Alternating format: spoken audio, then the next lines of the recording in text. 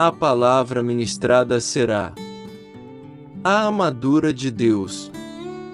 E já te desejo as bênçãos de Deus para você e sua família.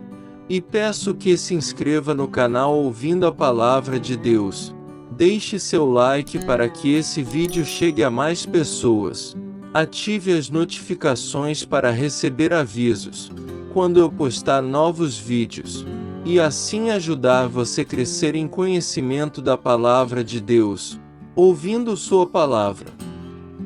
Espiritualmente falando, sabemos o que a armadura de Deus representa para o cristão, pois o Espírito já nos revelou através de Paulo.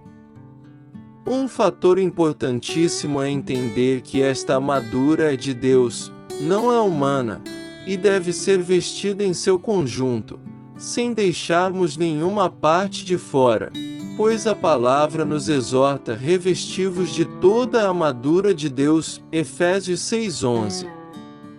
Também é importante entendermos o que ganhamos e em que sentido nós somos protegidos obedecendo ao Senhor, vestindo-nos e revestindo-nos de sua armadura. Precisamos da cobertura de toda a armadura de Deus, assim como um soldado romano, da época de Paulo, precisava armar-se para a batalha. Nenhuma parte, ou membro do corpo, podia ficar descoberto. Essa armadura era um conjunto de armas metálicas que protegia o corpo dos guerreiros. O cinturão da verdade. Salmos 15:1, 2, Salmos 91:4, Provérbios 12:17, Isaías 45:19b, João 8:32, Romanos 2, Efésios 4:15, 1 João 2:4. Cinturão é uma cinta larga, geralmente de couro, em que se penduram armas ou ferramentas. O cinto também é um símbolo de proteção, protege as partes geradoras de vida. Na luta contra as trevas, se não estamos cingidos com a verdade, nos falta uma parte essencial da armadura. E se não estamos falando e vivendo a verdade, ficamos estéreis, infrutíferos para o Senhor. João 15:8. A couraça da justiça. Gênesis 18:19, Salmos 45:7, Efésios 4:24, Apocalipse 19:8. Couraça é uma armadura defensiva que cobre o peito e as costas, onde ficam os órgãos vitais. O homem cujas práticas são pautadas na justiça é uma pessoa íntegra em sua conduta. Quando a palavra fala de justiça, fala da justiça de fato, a justiça de Deus, pois a justiça humana não passa de trapo de imundícia. Isaías 64:6. Os calçados da preparação do Evangelho da Paz. Calcem sapatos que possam fazê-los andar depressa ao pregarem a boa nova da paz com Deus. BV. Isaías 52:7, Isaías 9:6. O Evangelho da Paz é o Evangelho do Reino, ou seja, a proclamação do governo de Cristo. O teu Deus reina, é a mensagem. Este Evangelho é de paz porque na medida em que nos submetemos ao governo de Cristo, e esse governo vai aumentando em nós, temos a paz de Cristo governando os nossos corações. Os pés são a base do corpo, dão sustento e levam o corpo ao seu destino. Os pés representam nosso andar. Calçar os pés com a preparação do Evangelho da Paz representa o ide de Jesus. Mas não só isso, quer dizer que devemos ir preparados, treinados no Evangelho do Reino, sem pervertermos o Evangelho de Cristo, andando nele, em santidade de vida. Mateus 28:18, 20, Gálatas 1:6, 7, 11. O escudo da fé. A fé revela nossa limitação e incapacidade, e por isso mesmo, nossa confiança em Deus, que tudo pode. Além disso, a fé nos protege dos dados inflamados do maligno, justifica-nos. Romanos 5:1, agrada a Deus. Hebreus 11:6, o justo vive por ela. Hebreus 10:38, se expressa em obras. O fruto revela a árvore. Tiago 2:17. Vale lembrar que, numa batalha em campo aberto, os soldados ficam mais protegidos dos dados inflamados lançados pelo inimigo, quando se juntam fazendo seus vários escudos parecerem um só. Quando estamos juntos, nossa fé é aumentada, e assim não somos atingidos tão facilmente. O capacete da salvação. O capacete protege a cabeça. Na cabeça está o cérebro, outra parte vital do corpo. No cérebro está o que chamamos de mente, ou os pensamentos. O capacete da salvação protege nossa mente das mentiras do diabo e das influências do mundo. Romanos 12:2, Isaías 60:18. Devemos nos revestir da salvação. 2 Crônicas 6:41, Salmos 132:16. A espada do Espírito. A palavra de Deus, a Bíblia, é muito importante nesta guerra, pois traz cura para as feridas causadas pelo inimigo. Salmos 107:20. E também porque corremos risco de morte quando não a conhecemos ou rejeitamos. A pregação da palavra também gera fé nos nossos corações. Romanos 10:17. É fiel e digna de toda aceitação. 1 Timóteo 4:9. Deve abundar em nós. Colossenses 3:16. Ser bem manejada. 2 Timóteo 2:15. E pregada a tempo e fora de tempo. 2 Timóteo 4:2. Quanto ao mais, sede fortalecidos no Senhor e na força do seu poder. Revesti-vos de toda a armadura de Deus. Por que temos esta orientação do Espírito de Deus? Porque estamos em guerra, e nossos inimigos não são carnais, mas espirituais e muito poderosos. Estamos em luta, em plena guerra, uma soma de batalhas. E nossos inimigos não são pessoas, não são nossos vizinhos, colegas, aqueles que se interpõem no nosso caminho, e muito menos nossos irmãos em Cristo. Definitivamente isto tem que estar bem claro. Embora andando na carne, não militamos segundo a carne. Porque as armas da nossa milícia não são carnais e sim poderosas em Deus, para destruir fortalezas, anulando nós, sofismas e toda altivez que se levante contra o conhecimento de Deus, e levando cativo todo o pensamento à obediência de Cristo. 2 Coríntios 10:3, 5. Contra essa corja de inimigos não podemos lutar de qualquer jeito, nem com qualquer arma, nem tampouco usarmos a armadura humana. 1 Salmos 17:38, 40.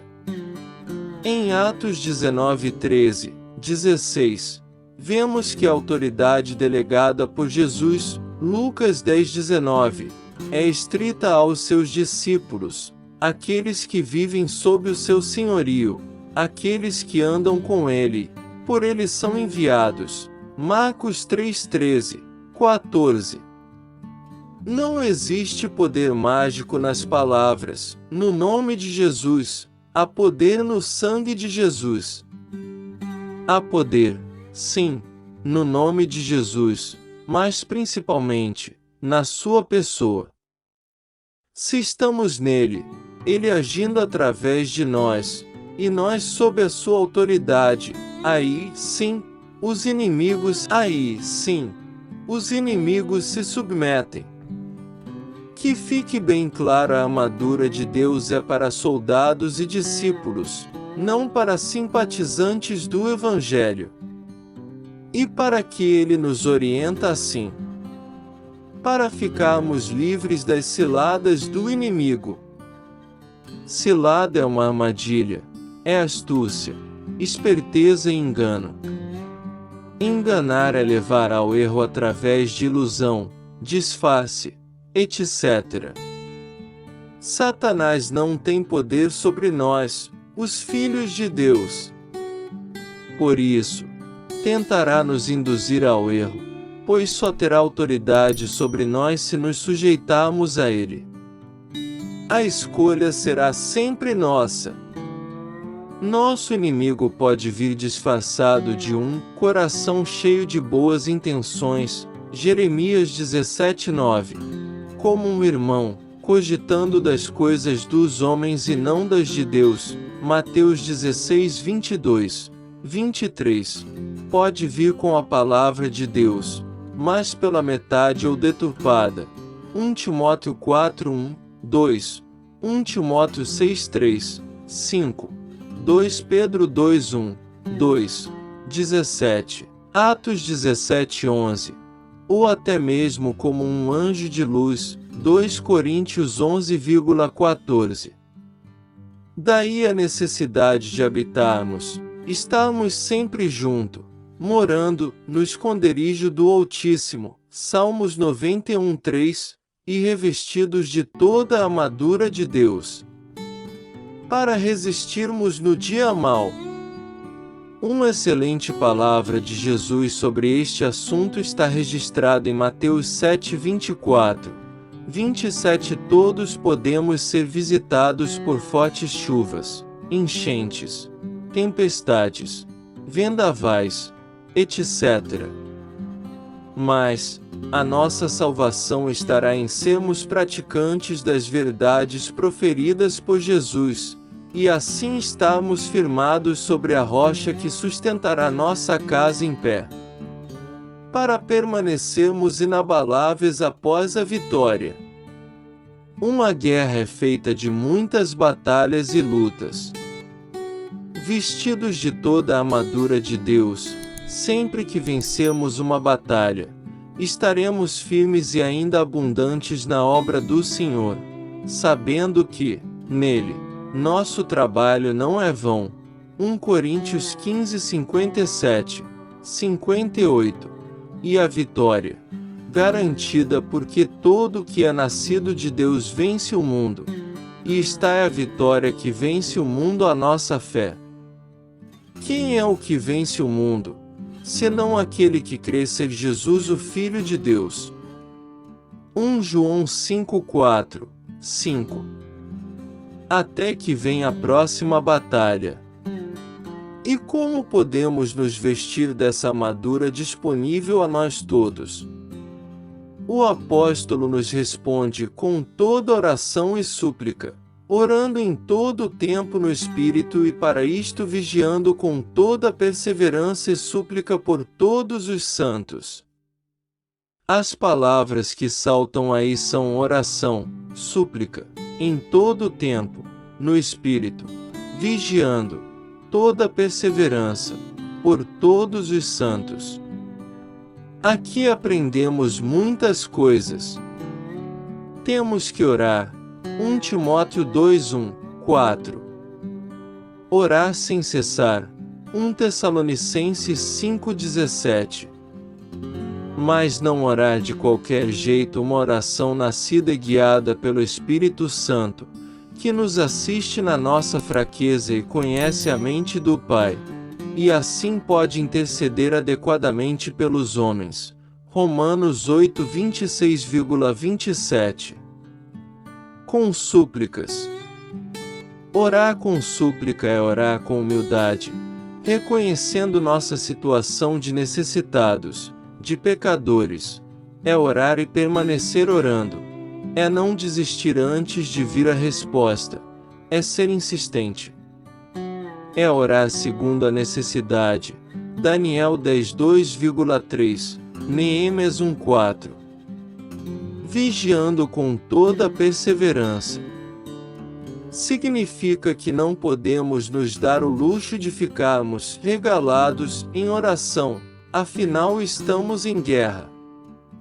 É mais ou menos orar com um dos olhos abertos. E novamente vemos aí a exortação a não desistirmos, a orarmos até o fim, Atos 1:14. Por todos os santos. Nossa oração e súplica não pode ser egoísta, voltada apenas para nossos problemas pessoais, pois enquanto buscamos o reino de Deus e sua justiça, as nossas necessidades serão prontamente supridas pelo Senhor. Mateus 6:33. A maior parte do nosso tempo de oração deve ser destinada à intercessão pelos outros. 2 Timóteo 2:1. Conforme o exemplo deixado por Paulo, que fazia isso pelos seus amados irmãos. Filipenses 1:3,4. Colossenses 1:9, 12. 1 Tessalonicenses 1:2, 4. Certamente sempre guiado em suas orações pelo Espírito Santo de Deus.